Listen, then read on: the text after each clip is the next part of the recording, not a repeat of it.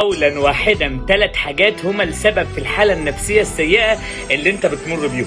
اول حاجة ان انت ما انتش محدد انت عايز ايه. انت لازم تحدد انت عايز ايه.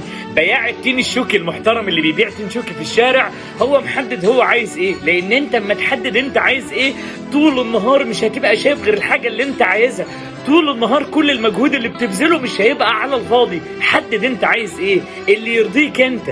تاني حاجة ودي مهمة، امتى لازم تطور من نفسك. كل حاجة حواليك بتتطور، عربيات، تكنولوجيا، وانت بنفس النسخة دي يا حبيبي مش هتنفع.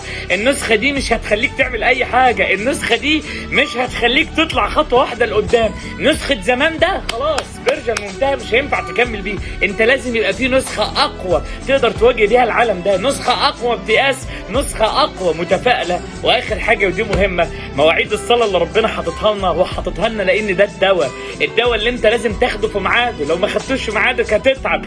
ما تصليش لمجرد ان انت بتشيل فرض من عليك، صلي يا جدع لاجل خاطر انك تتآنس تهدى تشيل كل الهم والغم اللي موجود على صدرك. وصدقني والله العظيم هيتبدل حالك، الحزن والهم وكل حاجة هتروح والرضا هيسكن قلبك وهتقول طاهر قال.